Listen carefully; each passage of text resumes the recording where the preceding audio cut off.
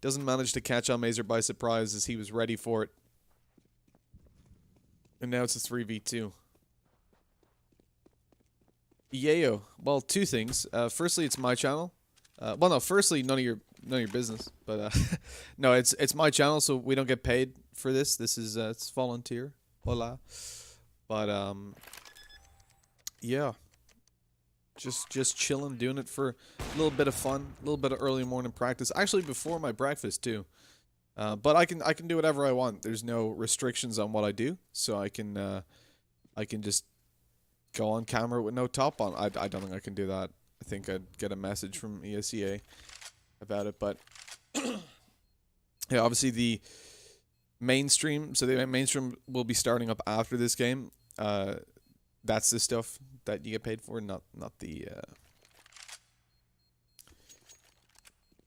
personal channel things, because you get to grow your channel, you know. And you get ad revenue if Twitch partners you. But, you know, apparently having... what was it? I had... So, for reference, if you guys don't know the Twitch partner scheme, you need to have 75... So, across 12 days, you have to stream 1 hour at least for 12 days. Have 30 hours streamed in 30 days. And have... What's the other one? 75 average viewers.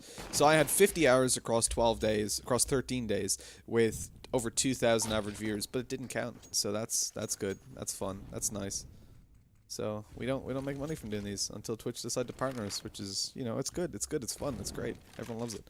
Full buy comes out from both teams. Trades go down straight away. Flit, XC Power, Face Crack, and Almazer left alive. You've got an AWP in play for both teams. And with Face Crack opening it up off screen, PHR is dropping the bomb towards top mid. That is really unfortunate timing for Forze. They've just made their way to A. Now they're kind of focused up behind. Grubby's able to peek out on default and find two. And this leaves Almazer to try and pull off a 1v3 no bomb control. Well, not for him. It is definitely in play for the CTs. Up against a long-range duel versus Grubby that goes his way, even against the AUG. He'll wrap through T-spawn now to try and catch them off guard. I think I've got a lot of angles to worry about. Could come through connector, wrap around through B. I mean, he's got time to make that route.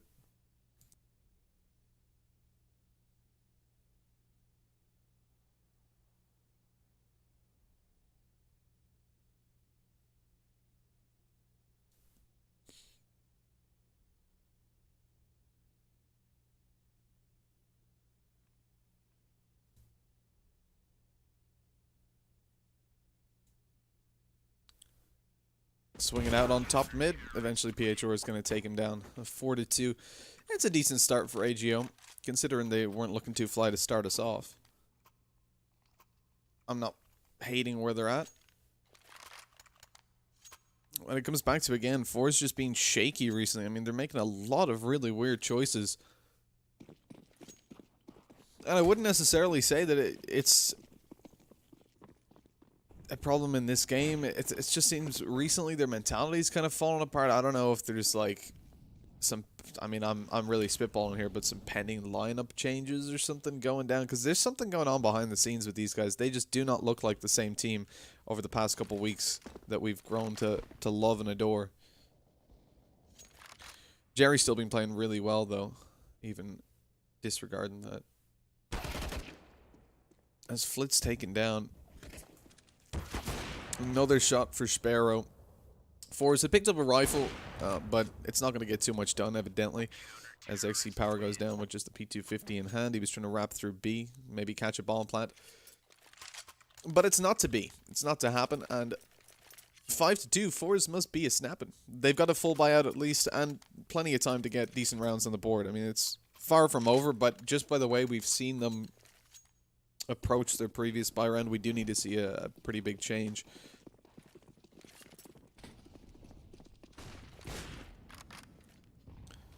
Three towards mid, 1A, 1B. So they're going to play a little bit slower, which again isn't really Forze's usual style, right? They like to play pretty aggressive, pretty in the face of their opponents. They're passive challenging mid. XC Power looking for a pick. And definitely showing AGO a lot of respect.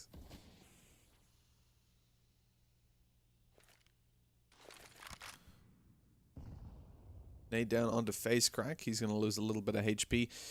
Forze not really angling towards either bomb site just yet. They do need to take direction with 110 left, no picks. They need to be careful because they've got one player B, one player A that can easily be taken down without trades being possible. They're hoping that combat comes through on middle. If it does, it'll be ideal because they've got the ability to trade there. It's ramp where the first piece of action goes down. Jerry's able to take out Furlan and get away with a one-man advantage. And on the back of that, Forze should be taking this round. I mean, they're able to group up. They've got a one-man advantage to play with. No information for AGO whatsoever. And Forze are taking things towards B, where you already see a little bit more of a passive hold coming through as PHR makes his way into kitchen.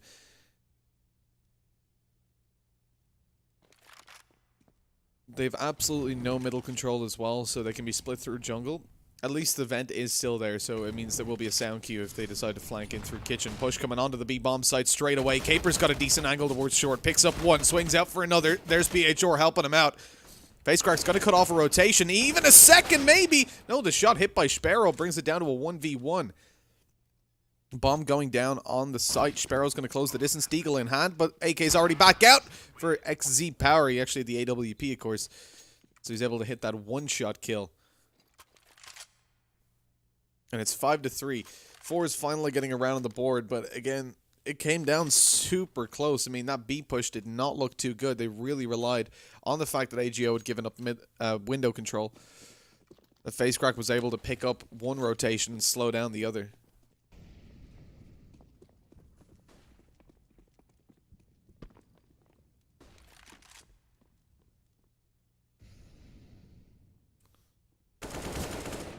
Opening for Flit as he takes down Grubby. Movement towards A is going to be swift and painful for AGO. They've got a rotation coming through, being watched by XC Power. He picks it up on the AWP. One in connector that has no escape. He's surrounded on both sides. Facecrack pushes through in the back of a flashbang and takes him down. And now AGO should really be thinking about a save.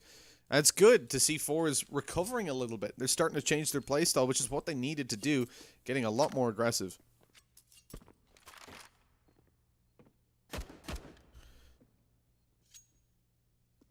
My problem here is how aggressively Caper's saving. Misses that shot. I mean, you're hinging it all on that. And even if the shot hits, there might be a second guy ready to swing and take you down right afterwards. So losing an op here, it leaves AGO with a lot less to work with in the next round. You cast MDL a lot? I do indeed. What's your opinion on match fixing in MDL? No. No, it just wouldn't happen. If you're an MDL, you've got the potential to move up. You know, you're a team that definitely has a chance to be in Pro League. You're getting salaried. There's literally, I think probably 0.01% of teams match fix or probably below that. And it's primarily the ones that aren't getting salaried very well and are morons. Yeah. There would literally be no reason to do it. The amount of cash that you make, especially at this level, if you were throwing, you would probably get like 10, 20k for throwing a game. But the problem is, it's so, like, you've no idea the background stuff that goes on to make sure, like, that we don't bet. For example, like casters, MDL partner casters and MDL mainstream casters, like, they have serious background checks to make sure that we're not betting. This round doesn't really matter because it's only pistols, but it's even worse for professional players. Like, they are watched like hawks. Every piece of their assets are going to be monitored, not just by the leagues, but by the betting companies as well. Like, they do not want you to be throwing because it ruins their industry, right? It threatens their industry because for every game that, you know, I bet I buy power throwing that game caused a little bit of harm to the betting industry in general. Because, I mean, why would you bet? You know, it's going to scare some people away. Jerry's such an aggressive player. It's crazy. 2 HP and he's still peeking. But yeah, it's just not worth the risk. Imagine, like, you're in a position where you're playing video games for a pretty good salary. You've got the potential to make massive amounts of money. You're getting, obviously, salary, sponsorship, all that sort of stuff. And then you come away and you get banned. Well, for match fixing. Everybody will hate you. Like, no one will want to talk to you. You'll lose all respect within the community, both of professional players, casters, all that. The professional level of community and the community level as well. Like, everybody's going to hate you. It's just shameful in general. There's just no reason to do it. I really don't think it happens. Every team has bad games, right? Like, there's always going to be upsets, and it's so easy to say, well, they're fixing, but you would have to be an idiot to throw away that kind of potential. And you've also, you think about it, if you're going to bring up, hey guys, do you want a match fix? You have to say that to 4 people, one of which might go, no, screw that, and then just tell. My tattletale on you, which is not what you want. Professionals are allowed to bet on other pros games? I'm not sure. I'm really not sure.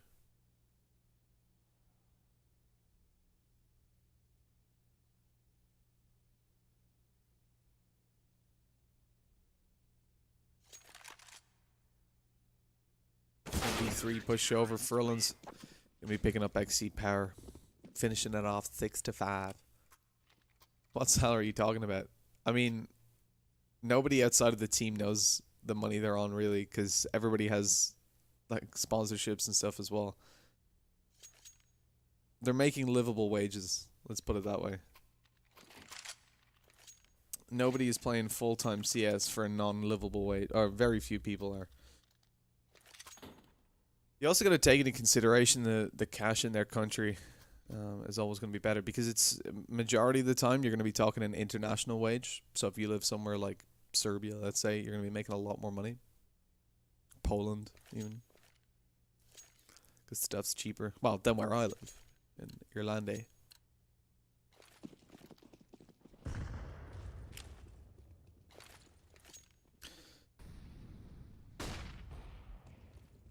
Made a brave play following the smoke. So we're 6-5 up. Time to maybe talk about the game a little bit. As Sparrow takes down Jerry. That's one of the heavy fraggers. How's he been doing this game? 11 kills on the board. I mean, says it all, really. Furlan's been stepping it up. And this is something from AGO I've noticed recently, that Furlan's had a lot of weight in his shoulders. The gun barrel's not spotted. Okay, I thought he was in connector for a second. But Furlan wasn't. He pushed on out. Found himself one. Flit. Going to be trading it back, but losing a lot of HP in the process.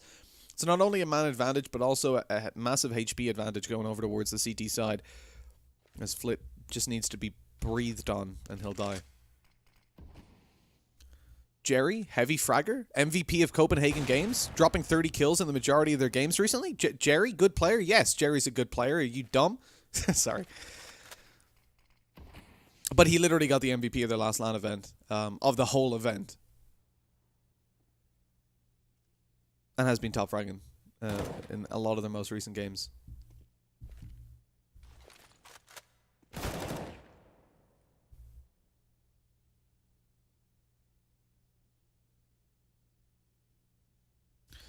So Flit in the low HP, last alive. 1 versus 4. Doesn't look like he'll be getting much done. And look, he takes down a low HP Sparrow, but in terms of winning the round, which is where Forze really want to be right now, considering their economy so low, I don't think we'll be getting some fruitful rewards. I'd rather see him save at this point. I know he won't get any money, but then around Almazer and Jerry, they can buy XC power as well. Can get a little bit of something out. It's only really Phase Crack that will struggle massively. He needs to really avoid dying, but 3 seconds left. Looks like he'll be doing it.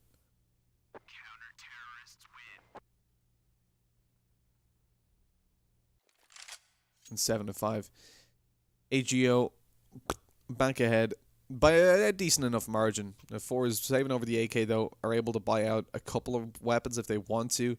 They could take pistol armor if they felt like it, but considering they already have an AK into this round and no money on Flit, I think forcing up is probably the best idea.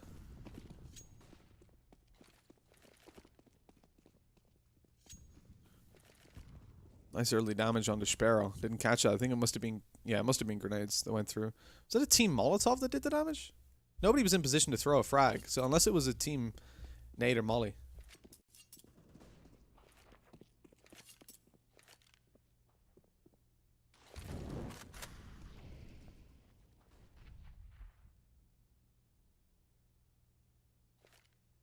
Forze stacked up over towards ramp. They want to take this with a little bit of a very light mid-split. XC Power, not with the op this time.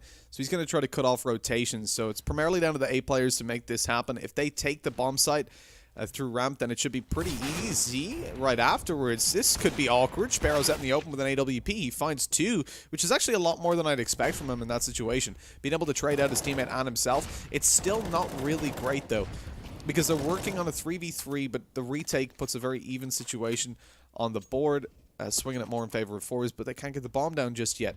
Jerry's been taken down, eliminated, and deleted, putting it into a 3 versus 2.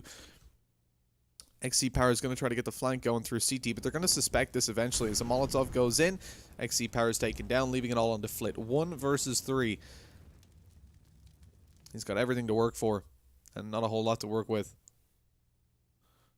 20 seconds left. Picks up 1. Going over towards CT. He's going to get a CT plant. Oh, Caper's peeking this. He's been hurt, though, coming up, and Flit's able to find another. I think he... Oh, he didn't spot out Furlan. Faking the plant, hoping that he's towards CT.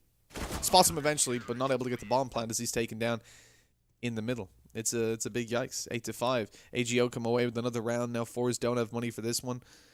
Should just be taking a couple pistols, fighting for the final round and hoping to bring it 9-6, which is really a minimal scoreline for them. Considering they won the pistol as well, I really want to see Forze walking away with more than just 6 rounds. But it's unlikely, unless they can make it work right here.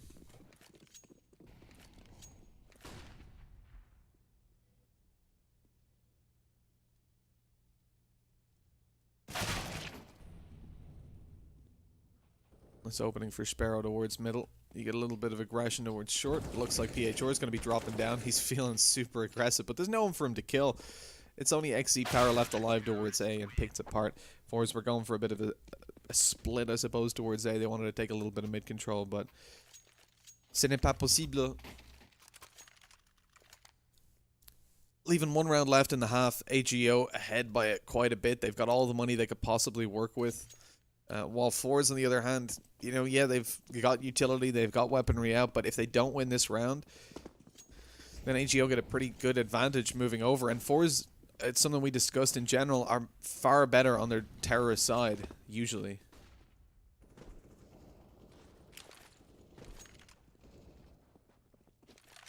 Three kills to go straight in. Grubby holding down the bomb site. They just rush through Palace and get torn apart straight away. Smoke down towards CT. And Flit and XC Power, I mean, they have so much to do between them. An AWP at least in play. And in general, you're going to see XC Power doing pretty well with this up.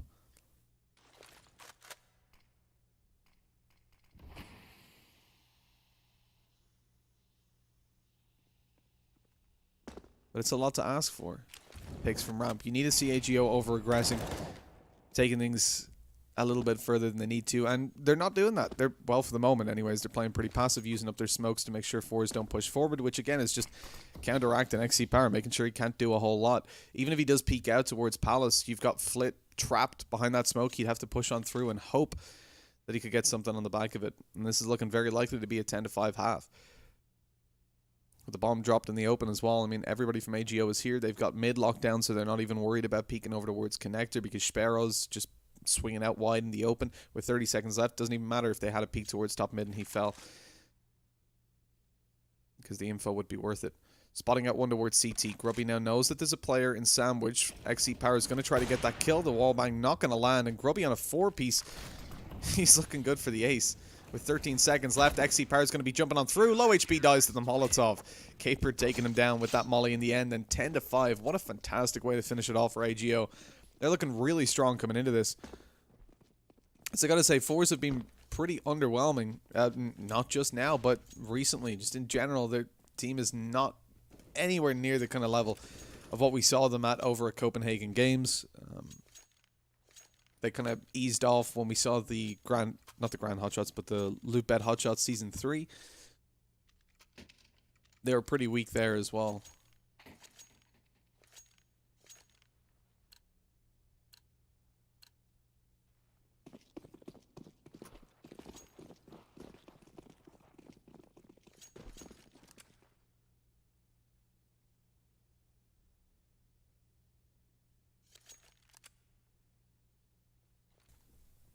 Moving over to the pistol round. You're going to see XE Power taking utility, Almazer on a kit. So 2 players that are going to be very vulnerable to these Glocks coming up close. But the same can be said for AGO. Focusing up on the smokes, get the smokes in the cross, over towards the bomb site now with the bomb plank going through. Flitz boosted up, trying to catch an angle, not able to spot anything, and actually gets lit down himself. Furlan holding the angle, takes him down with the Glock, and now things are not looking all too great. The retake, you're coming close range up against so many Glocks, and that's how it usually ends. Completely torn apart. It's all onto Facecrack to try and do this. He's swinging around to find a quick double, a third on the board as well. Facecrack looking good, but not able to find the ace. And eventually, 11-5 it goes. AGO swinging in with a pretty decent scoreline. The fact that they've won the pistol here to start us off, they only need 5 rounds, only 3 of which will be full buys. So Forze don't really have a lot of opportunities to pull this off.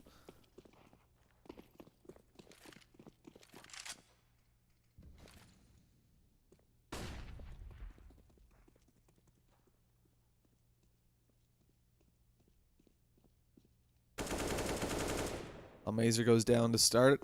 You've only got USPs, so Forze shouldn't really be doing all too much.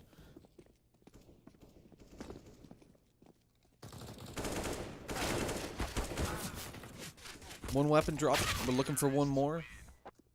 The fact that they managed to take Caper and at least a second gun is decent. But it comes back to kind of you're up against the T side. Economy damage, sure, it's going to be a thing, but not quite as significantly with such a heavy round lead.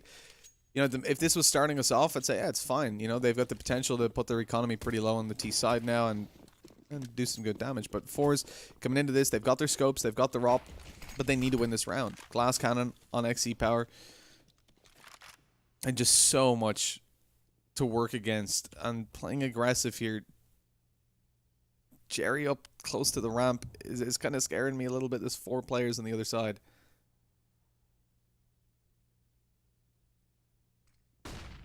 Flash goes over. At least that gives him a little bit of information without having to take a face. That second flashbang is devastating, though.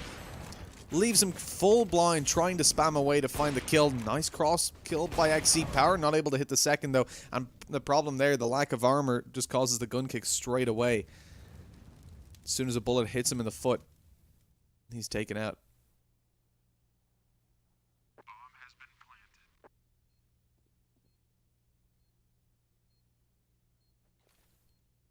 Facecrack looking to take down Furlan on the bomb side. He's already eliminated PHR and Caper now to try and hold this down. There's lots of utility in play for the CT side as well. They still have 2 smokes, a Molotov to play with as well. Smoke goes down. There's the swing. Great play by Almazer. And with the Molotov down, they hear the tick. They know PHR is close. He finds one in a second as well. What is PHR doing there with the 3-piece? It's 13-5.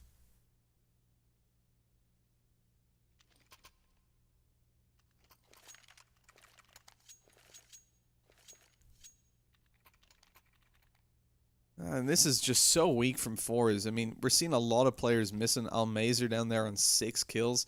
But everybody's pretty low. I mean, AGO at this point, you got to look towards them and what they're doing right. Furlan, 23 on the board. Absolutely demolishing his opponents. And a pause comes through. This is no doubt going to be Forze taking a pause, trying to figure out how they're approaching this round. Again, aggressive economic decisions, kind of a staple of their CT side. They've taken out a scout and a couple of pistols. But it's not even that aggressive. I mean, they leave 2 players down pretty low in economy, but because Facecrack dropped over the scout, obviously, to XE Power, and then Jerry down on 1450, taking the armor and the CZ. But with the loss bonus, they shouldn't look too bad for the next round. The problem is, I'm not worried about the money or the weapons they get in their hands. I'm worried about the rounds. It's starting to swing massively in favor of AGO, and the comeback is almost hard to fathom at this point. Nice trades, though, to go down in middle as Facecrack takes down Furlan, at least putting it down into a 3 versus 2 with a further kill from Grubby, and the spray down from Facecrack to return it. Okay, 2v2. AK-47 long range. That was the real chance if he could have connected one more headshot, but Jerry wasn't going to get too much done. Trapped over towards the stairs, no head armor, and just a CZ to work with. It's 14-5. 2 rounds left to go for AGO, and Forze at this point, it's not looking good. If they win this buy round, but they lose kind of 3 players, they're not going to have money for the next round. If they lose one. And AGO so far haven't granted Forze a clean round yet, so it definitely causes some alarm bells to start sounding. I mean, this is a difficult scoreline to come back from. In any situation, but specifically this, when you've got AGO just so far ahead, not just in terms of rounds, but in how they've been winning them. They've been winning convincing rounds, but Forze, whenever they've won, they've kind of scraped by.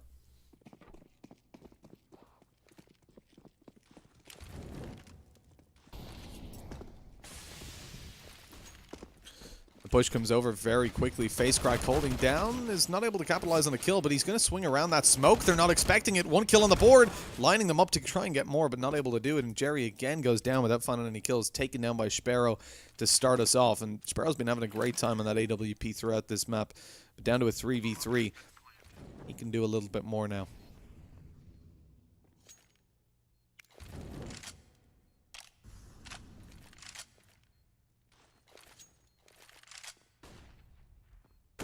Swinging out, down goes XC Power, one of the strongest oppers that we tend to see coming through. Just in this matchup in general, I would have weighed XC Power as a stronger opper than Sparrow, but that's kind of talking about Forze 3 weeks ago before they started just bombing out to the likes of a Czgo Boars. I mean, they lost a best-of-3 series up against them 2-0 as well. I don't know what has changed with these guys, but since like 2 weeks after Copenhagen Games, it's just been downhill. I mean, Copenhagen Games, we came in, I remember Banks on the desk said that it was going to be Face Crack and XE Power that were really the standout names to him. And my pick going in was Almazer and Jerry, just from what I'd seen from them in the Loop at Hot Shots Series Season 2. I thought they'd played really well. They ended up getting 2 of the strongest performances across the whole tournament. Followed by Face Crack and XE Power. You know, they were super high rated, playing so well against really good teams as well. Like, it's not like they were the only decent team at that tournament. And yet, afterwards, online, they just fell apart. And it's really unusual to see such a quick fall apart for a team like that. Especially one that doesn't rely so much on structure. It's not like they're an entirely strategic team. It was always just their individuality that set them apart. And right now, there's not a whole lot showing up in that sense. Jerry's getting close to the smoke and gets lit down straight away. Naded as well. Very little damage from the nade, but still. XE Power on the AWP finds one. PHR is going to be dropped straight away. He backs off, plays a little bit more passive towards jungle. That's what I like to see, but the problem is they can split him through window if they boost. So he's going to have to be conscious of that at least. Furlan swinging out. Finds one alongside Gruby. The assist onto it to start it. With the op watching the cross, XE Power needs to do a lot here. Finds one, but re-peeking that angle is now pretty risky. Luckily, the secondary op, Almazer, is able to swing in with one onto Sparrow, bringing it into a man advantage. AGO not able to get the bomb plant there anyways. This Flit spots out. One gets a kill onto Caper, and had already lit up Furlan down to 20 HP. So this should be around, finally, going the way of Forze. Furlan has been playing really well, though, so they'd need to avoid giving him any opportunities. He's already found one on the board. XE Power going for the peak. It's Flit that finds the kill, though. He was swinging in through at the bottom of stairs. And a second op saved over just about as well. The opper's definitely the saving grace for Forze just there.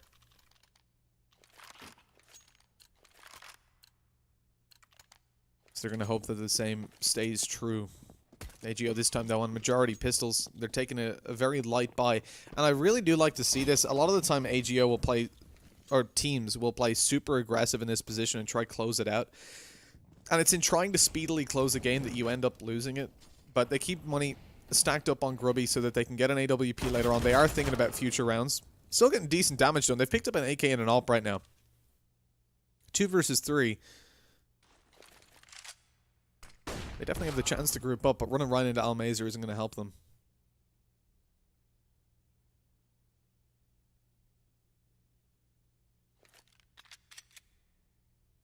Bomb dropped on ramp as well, so Grubby has to rotate back around there or try to kill the players in the A side in the open, but there's pretty much no favorable fight for him at the moment. No matter where he goes, he's fighting uphill. Literally. I suppose he could come through Palace, but...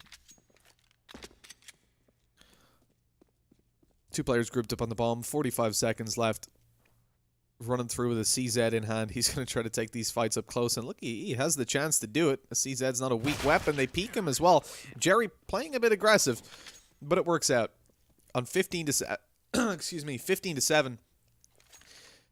Forze again going to try to close in the distance. But it's unlikely. I mean, they have to win 8 rounds in a row. But the full buy on the CT side, they only have one op this time, though. XC Power forced down to an MP9. Not the ideal weapon to have this man with. And I'm surprised Almazer's still taking the op. Where's he playing with that? He's playing towards B with the op. I'm really surprised that he hasn't donated that over to XC Power and taken the MP9 for himself, which is a much more viable weapon to hold B with. But I suppose XC wants to play that a little bit more aggressive. And middle comes in with one. A good trade on his teammate. Even a second to be connected. It's by Flit, though. The damage was done towards the player in underpass. But even still, a fantastic round connected for AGO. They're able to get the bomb planted and boost their economy for the next round, which they didn't really need to do anyways. They've got plenty of cash, but it's just going to help them out get full utility, armor, and an op without really worrying about the money all too much.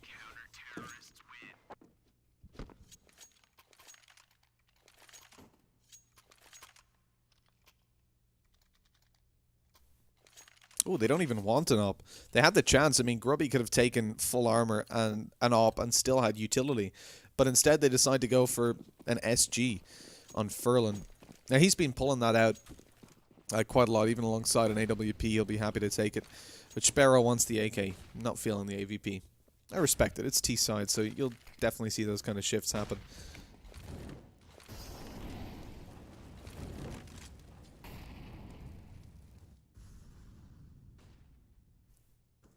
For spreading out massively. And goes back to what we said about them. They're relying on individual performances a lot of the time. Jerry going for one of his signature flanky dankers. Pushing through Palace. It looks to be expected, though. Grubby's trained in on this angle. The timing might not work out so well for him. Bomb picked up. They're going to rotate around. This could be very dangerous. They make steps. Jerry's going to hear them. He's already got that information. 2 players towards ramp. Late rotations with 1 minute left on the clock. This means it's going to be a hit. He spots out nobody's here. He can come up on the flank. All they have to do is use the utility to keep them baited in. A smoke in play for Facecrack should do that.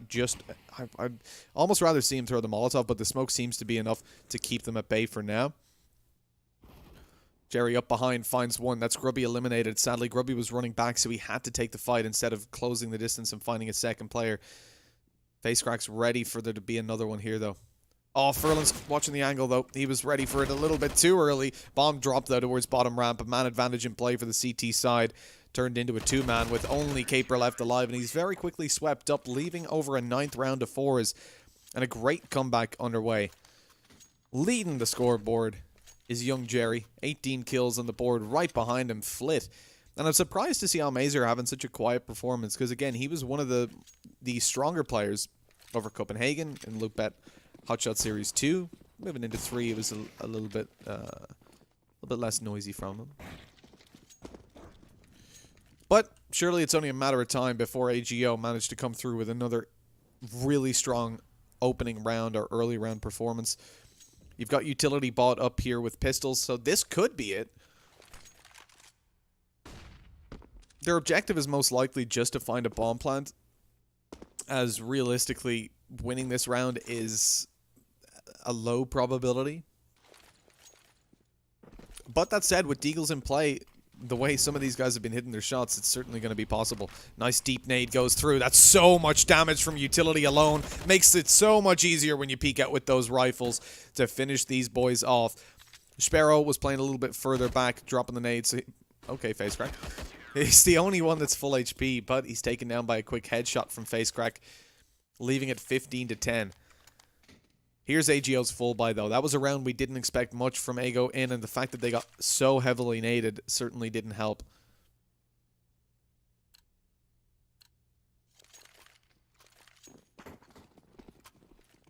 Now 15 to 10, AGO have themselves full utility, full weaponry across the board, and Forze This is going to be one of their biggest challenges. They've got to...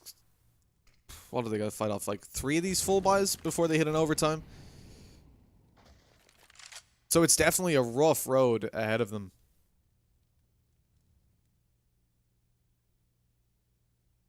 But with the loss bonus built up for Csgo, I'm pretty sure it's 3. I kind of like what Csgo are doing as well, playing so passive early round. This feeds pretty well into how Forze play the CT side usually, or feeds pretty well against it. As we normally see Forze looking for information early on, making aggressive plays, but you can see that they're changing it up. They're playing passive. They're happy to take their time and not really fully commit towards any aggression just yet. Smoke execute over towards the B bomb site. This is big brain from Csgo because they've got the bomb on A and it's completely open. The closest player right now is Jerry, rotating back over. As they start to rotate through the T-spawn, PHR picks up 1 kill. This puts so much pressure on the CT side to stay here. Jerry picks up 1 and drops the bomb planter, but unfortunately, he's going to be taken down right after. That kill gave enough time for XC Power to rotate in and take Furlan out, though, leaving it into a 3v3 with the bomb dropped in the open. 25 seconds left on the clock. Jerry has done just enough to bring Forze back into this round with a very good chance of winning it. Smoke towards the bottom connector, not really needed because Flit's there to watch it, but whatever. XZ Power's hoping that they assume he's not there. He gets another kill on the board. XZ Power takes out Caper and wins the round as Sparrow has no time to get the bomb plant or 3 kills. Forze are still alive, ladies and gentlemen. 15 rounds on the board for Csgo. They're so close. But there's 11 for Forze. 4 behind and only 2 more full buys to come out from Csgo. Or at least we would hope, unless they start playing pretty aggressive.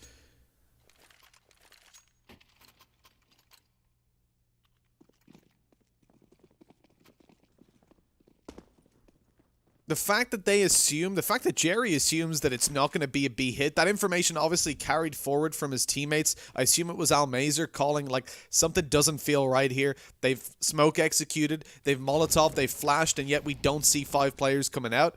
There's no short control. They had a really good read on that. Oh, Jerry's left with all the work to do. He's flashbang. They've spotted him out. He's eliminated straight away, and this is not looking too good. 2v5. Csgo executing towards the A bomb site may have just claimed the game. Deep nade going through. It's going to hit off the box though, so it won't deal any damage. Down into a 2 versus 4. All the control for Csgo, and it was indeed just a matter of time before we saw Furlan coming in with multi-kills. Sparrow follows through with a second on the op, and although he gets taken down, there's still 3 players. Look at their positions. They're all around Almazer. One coming up through connector should really be the end of the round. There's no way Almazer suspects this, and as he goes towards the top of stairs, it's actually Caper to take him down. What a game this has been. 31 kills from Furlan. An absolutely incredible performance from him. And over on the Forze side, Jerry top fragged with 20. Right behind him, Flit and XZ Power on 19. But I gotta say, the thing that surprised me was Almazer having such a quiet series, especially taking out the secondary op. He finished with only 10 kills. It's a shame to see, but sometimes life to be like that. Without further ado, though, guys, that's going to be the end of the stream for today. It was a quick one, just the 1 match on the board. The main Esea stream will be starting pretty soon, so you can head on over there if you want to catch the rest of the MDL games for today. It's just twitch.tv/Esea. I'll catch you guys later. Been a pleasure.